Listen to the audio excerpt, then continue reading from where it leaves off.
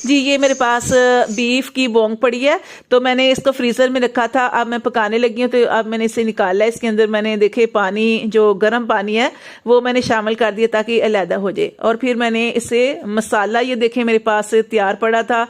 इसकी इंशाल्लाह ताला मैं रेसिपी आपको शेयर करूंगी, लेकिन अगर आपके पास नहीं है तो आप फ्रेश मसाला बना लें। और फिर इसके अंदर आपने शामिल करना है, मसाले के अंदर घी शामिल कर दें या ऑयल, हल्दी, नमक, मिर्च वगैरह डाल दें। फिर कौरमा मसाला डाल दें और पिसा हुआ सूखा धनिया और साथ ये बोंग जो है वो शामिल करके आपने इसको खूब भूनना है। इसके अंदर आप इलायची, जो बड़ी इलायची होती है, काली मिर्च, लौंग वगैरह ये भी शामिल कर दें।